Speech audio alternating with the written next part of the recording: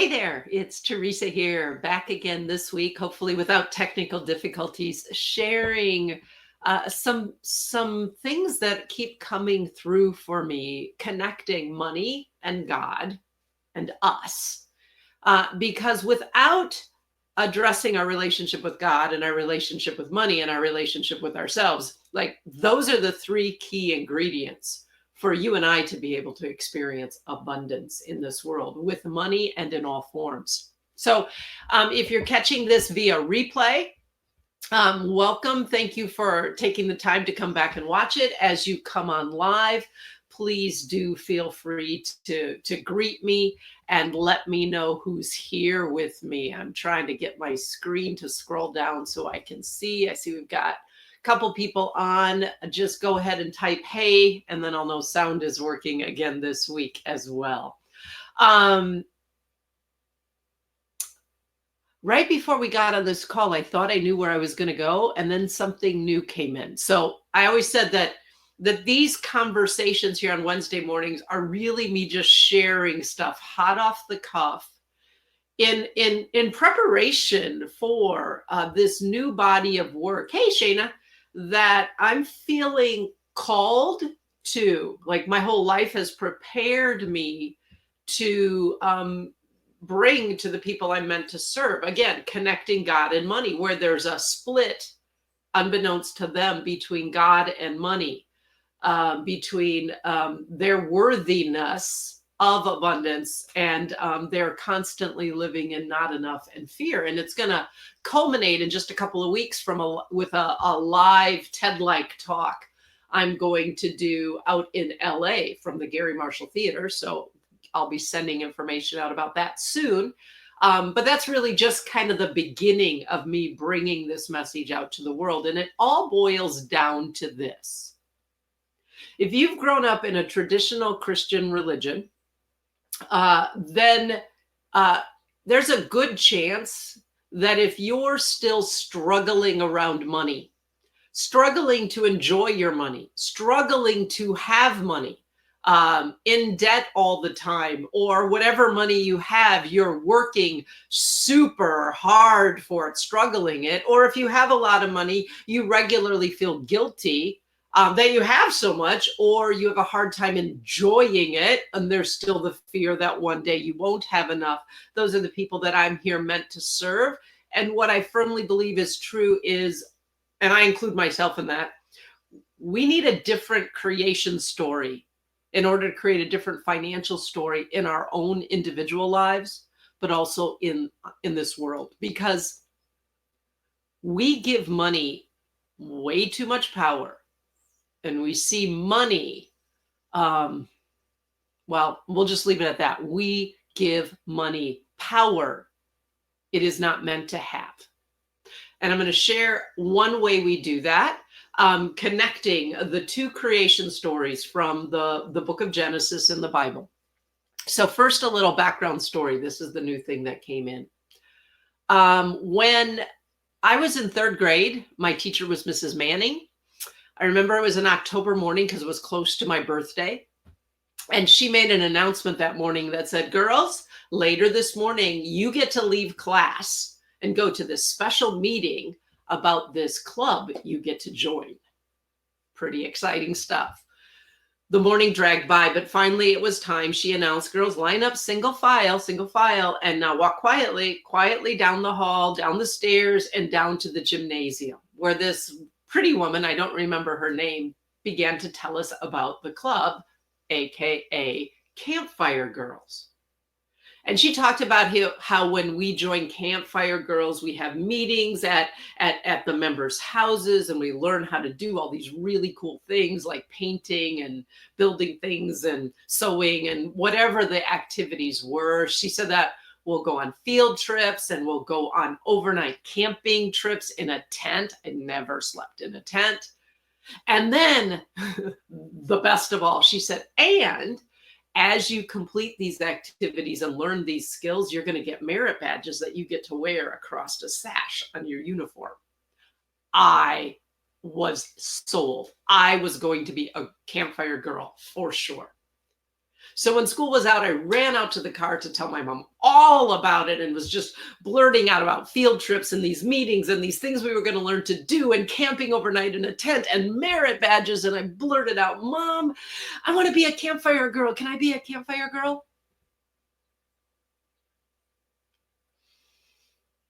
No, Teresa, I'm sorry, you can't. But why, Mom? But why? Everybody's going to be a campfire girl. Did I tell you about the merit badges and the tent camping? And she said, yes, you did. And I'm sorry, you can't. You see, Teresa, because if you became a campfire girl, then those meetings that she said would be at different people's houses, well, you'd have to have some of those meetings at our house. And our house isn't good enough for your classmates to come over to.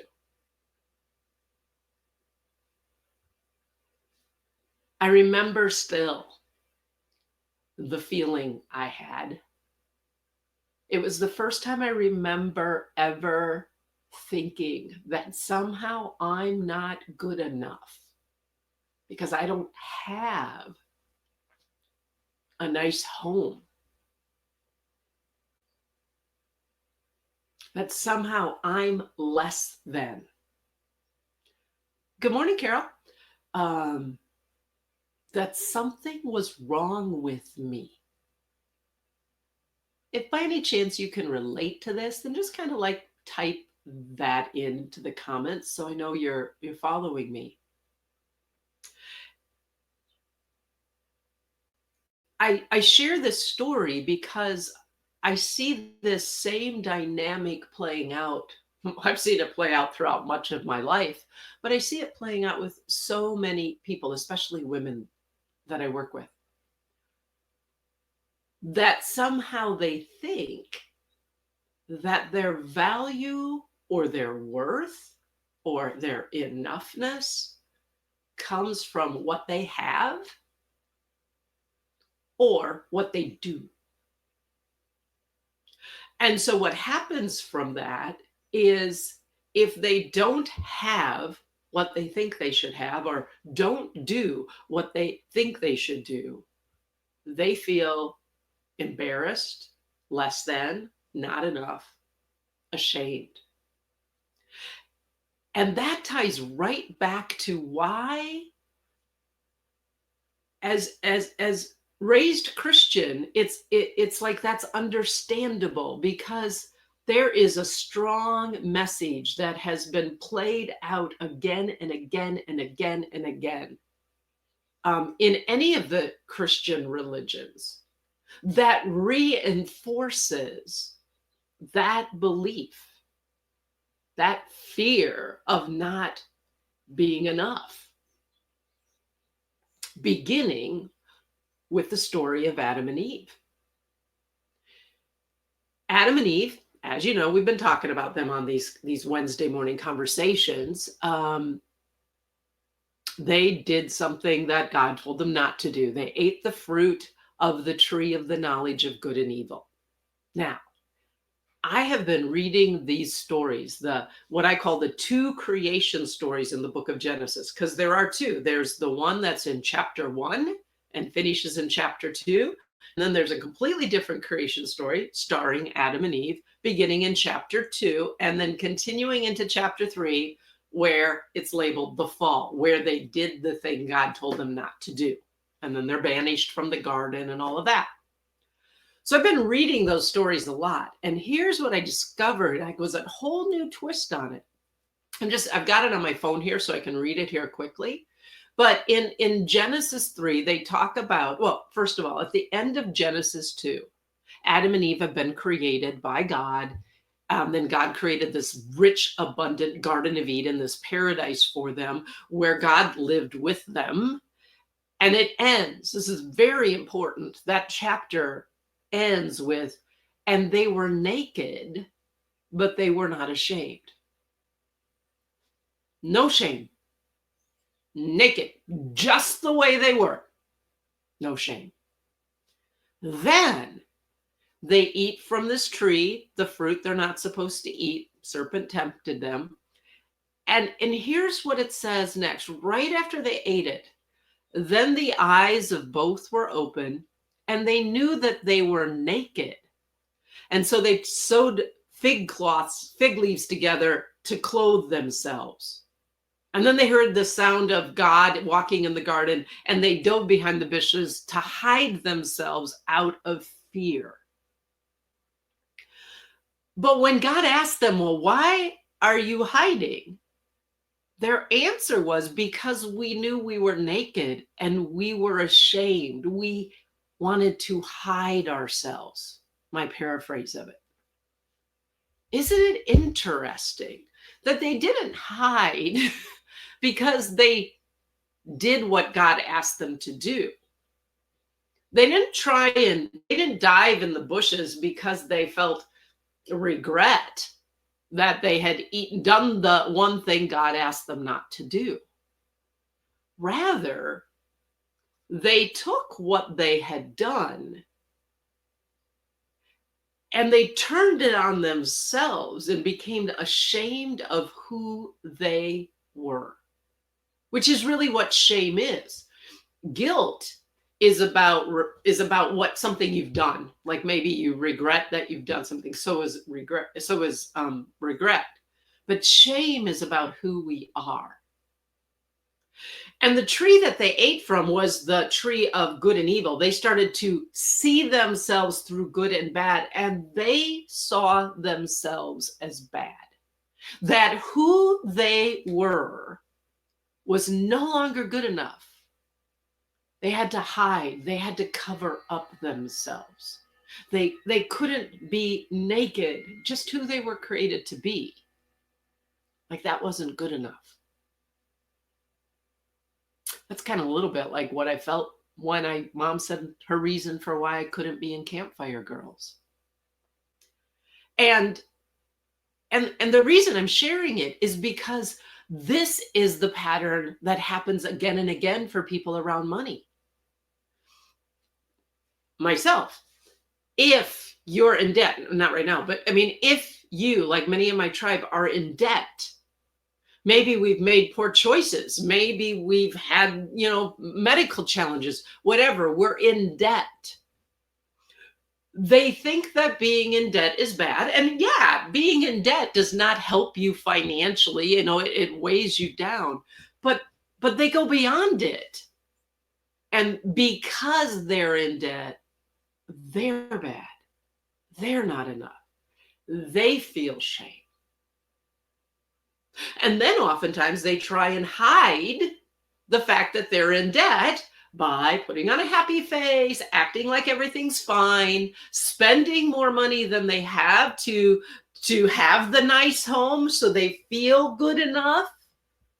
But that just keeps them more ashamed because they know the truth and no one else does. You can go the other way. People can be maybe financially successful, but they've got this belief that somehow money's bad, or people, if they knew the truth about them, that they were doing really good financially, they would be rejected. They wouldn't be accepted. So they try and hide their success, their truth. Either way, it's hiding. And at the core of the hiding is somehow we're ashamed of who we are and where we're at. We don't want to be naked and show the real us because we, like Adam and Eve, we ate the fruit of the tree and we started to judge ourselves. If you've ever judged yourself for where you're at financially, or something you've done, or a stupid money mistake, if you've ever tried to hide yourself and the truth of your finances from yourself or from others, it's because you have a judgment of where you're at that's gone beyond that to a judgment of who you are. So you're hiding. I know this one because I'm the great pretender and I work with a lot of pretenders, but hiding doesn't help. Hiding is what keeps us in the judgment. Hiding is what keeps us in the shame. And here's the final thing I want to say today. I mean, what you do and what you have is not who you are. What you do and what you have is not what makes you worthy or lovable. In the creation story with Adam and Eve, God never judged or shamed them. Even after they had done what they had done, God's impulse was to provide and care for them. It even says that, yep, they needed to leave the garden. That was less punishment and more consequence. But God, like they had tried to make their own loincloth to hide themselves, and God provided them with clothing. So, like, that's the impulse of our God, is to always love us where we're at, never to shame or judge us, and always to provide for us and to care for us, even when we make choices that have some consequences that are less than pleasant. But it doesn't change who we are, our inherent worth, because that's not based on what we do or what we have or how nice of a house we're in. It's not dependent upon whether we become a campfire girl or not. Ultimately, our real worth and our real freedom to be who we are, no shame, comes from knowing and trusting that the one who created you and me is always with us, providing, supplying, understanding, accepting, loving. It's time for us to stop hiding from that. So that was kind of my piece. I just found that fascinating that Adam and Eve in the story, their shame and the reason they hid was not because of what they did. It was because of now how they saw themselves. So I'm going to take a sip of water here. I'm curious, those of you who are on, Shayna, Carol, etc., any comments, any takeaways you're getting for this, anything that you can relate to? And while, I guess I can't take water, I forgot to bring it in. And while I'm listening or checking to see if there's any comments, please know that my challenge and my invitation for you today is to think about one place in your life where you're letting your judgment of you have you hide, try and cover or pretend or hide in a bush. And who is one person? What is one way you can come out of hiding and tell the truth, and tell the truth, and tell the truth? That's my challenge for you. I'm thinking of one that I'm going to do. There's something I need to tell my husband. And I realized that I was holding back. Because I was judging myself. So I'm going to take a bold step and tell my husband something that's been weighing on me. He may not like to hear it.